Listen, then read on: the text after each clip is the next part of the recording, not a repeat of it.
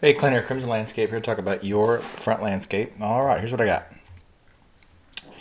got. So everything's drawn to scale for your property. The grade's not right, so I have to take some liberties on the grade on the side of your property, but everything else from the house perspective is drawn to scale. Typical margin of error is typically around 8 inches. Just because the surveys and the way we scale, it's not always 100% right, but this is pretty close. So I'm going to start from your landscape from right to left, then work towards the backyard. Okay. So the right side of the yard here, we have daylilies with a crepe myrtle. I'll do a medium-sized crepe myrtle so it stays below 20 feet. I didn't want to do a Japanese maple over here because it just gets too much sun. Another optional tree could be a vitex tree. It gets kind of wild, but it's a really pretty tree. We could do something like a moonglow juniper as well, just depending on what look you're going for. But the placeholder now is a medium-sized crepe myrtle, just because of the sun level. In the back, you got a giant liripe. This is a spirea. Then I have these grasses here are called everlow sedges. Then in the front here, these are going to be yopon hollies. This is going to be the core evergreen shrub. I like that shrub because it's there all year long. This bed is also spaced out a little bit more than we would a typical bed because I know you wanted super low maintenance. So for super low maintenance, we space things out a little bit more. In the back, I did limelight hydrangeas. It's a full sun hydrangea. It also grow in the shade. Big, beautiful white blooms. Something I wanted something big and green along that brick, so it popped from the street. Drawback to these is they will die back in the winter. They'll turn to sticks, but you still have green from all the other stuff that will stay green all year long. Okay, on the left here we have nandinas. I just want something small that'll kind of do a reddish, brownish, greenish color right here to pop along this little wall. Giant liripe here along the house, then variegated liripe in front. Right here we could do a giant liripe or some sort of ornamental grass. A variegated sedge actually would be a good option. Let me change that to variegated sedge. That'd be a better option there. Do that real fast. Right there. It's a really big grass. I really like it. I could do two. Now I'm going to go with one. So the way this tree is, I know we have to have something around this tree just because this side of the tree doesn't grow. I just did simple mulch, easy to maintain. We won't mess with the root structure of the tree. A little bit of rock here that kind of ties in the rock slash gravel from the side yard. That's the only reason I did that. I can make this a perfect half circle if you just want to do mulch. But I want to have something just a smidge different. Okay.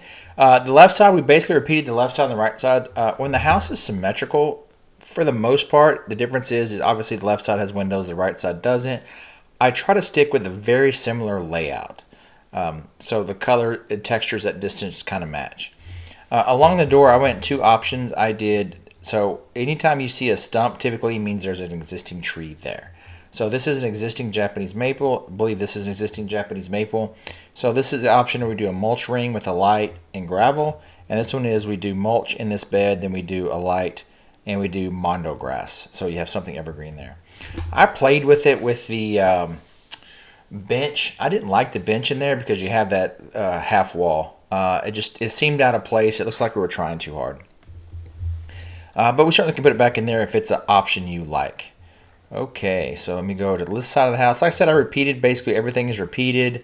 You have your giant liripe, your variegated liripe, your nandinas, your everlow sedge, your yopon hollies, and your limelight hydrangeas in back. Over here in the corner, variegated sedge, that big pop of color. This particular Japanese maple, I did a coral bark instead. Does really well in the shade. Bright green leaf, and this particular coral bark Japanese maple has when it turns in winter, the bark will turn kind of a really pinkish coralish color. When it gets cold, it looks really, really cool. Behind it, I did wood ferns, one of my favorites. They get nice and full. Repeated the nandinas over here, so they're kind of tied in around here. The reason I like the nandinas is they're really cost effective, pretty low maintenance. And if for some crazy reason one dies, they're super cheap to replace. In this corner over here, I wanted something with a pop of color, so I did hostas. I did 3 variegated hostas. But I might change that to 3 different hostas, like a gold hosta, a green hosta, and a variegated hosta. What we'll do is the day we source plants, I'll see what they have in stock and make that call. Okay, because you got quite a bit of erosion over here, the software doesn't show grade effectively. So essentially, since we're doing concrete, I'm just doing a little border wall here in the border wall along basically we're in line with the fence, and it turns up around 18 inches from your fence. And this will hold this material in place. It'll extend about to the corner of the house, maybe a couple of feet past it. Excuse me. We'll elevate the space just a little bit, backfill it, then we'll put some plant over here. I think made sense to me, so I could kind of break up the squareness of the fence.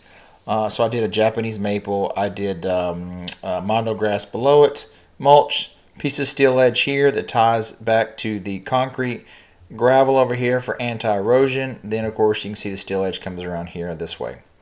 We can make all this gravel if you just want gravel everywhere over here. Just to make it a little bit nicer, and as you turn the corner, I thought it would be nice to have a little pop of color, because I'm guessing you go this way to your backyard and you turn the alley from this side. So as you turn down the side of your property, you see something nice. Okay, so let me kind of recap from this angle, let you see it this way. Excuse me. Okay, let me come out distance over here. The beds are deeper than what you have now. And of course, we'll do, like we talked about, we'll prep some of the grass and do grass repair. It'll be based on square footage. All right, before I go in the back, let me go and switch to dark for the front and let you see what it looks like with lights. We always do lights in the quote, so the lights we use are color changing, RGBW. RGBW is just a fancy term for red, green, blue, white. The lights turn on, they're low voltage, they turn on based on photocell. You walk up to the light with the remote control, you hit a button, it changes the lights. You get red, white, and blue, or red and green, or blue and white, doesn't matter. Really big fan of the lights, and definitely will make a difference for your property at night. Okay, down the side of the yard, so here's what I did over here, is we level the space. So you see this is the concrete retaining wall. It's roughly 16 inches from your fence. Reason we do 16 inches from your fence is, one, you can run, if you ever need to run things, conduit, lighting, irrigation, any type of cable, you have that gap to run it. And the second main reason is because of the fence post. So if you want to repair your fence, you have a section next to the concrete to repair it. So what we do is we install the concrete border in there, then we put gravel in there. We've done it as narrow as 12 inches. Your call. It's what risk you're comfortable with. So that gravel goes all the way over to here. We level this space. We turn back towards the house. Then you can see this is all gravel. Gravel runs down the side of the property here along the fence. You can see it like that. It's helpful. All right. And again, we're leveling the space out. So it's a pretty big drop on the side of the yard. So once we level the space out, what we'll do is we're actually going to backfill everything to level for turf with gravel. We'll fill everything in with a base gravel to pack it for drainage. Then from there, we'll add the turf on top of that once we put our proper base material in. One thing we'll have to do when we add turf on the side of the house, we'll have to grab all your gutters and extend them out past the fence. Then the turf goes in to level the space. This measurements on this side of the yard is not 100% accurate. I'll have to come out and double check measurements, fence location, fence length, turf location, width, just to make sure it's right. Same thing with the front. Most important thing we're trying to accomplish today is get the concept right so you like the concept. Before I move into the backyard, the pool area, I think it's good to get this kind of narrowed down. Also some kind of pricing to make sure we're within your budget. And of course, any changes you might want to make.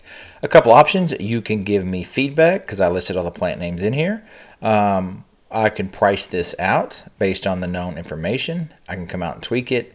Or we can do a Zoom call and walk through some of the details. Sky's the limit on what you deem is best for you and how soon you want this done. If you want this done before Thanksgiving, our window's going to run out. We probably have to have a signed contract by, definitely by next week. I would say at the latest by the 30th. If we get a signed contract by the 30th, we can get it done by Thanksgiving. All right, again, let me pause there. If you're a first-time guest seeing one of our videos and you want more information, you can check us out at crimsonlandscape.com.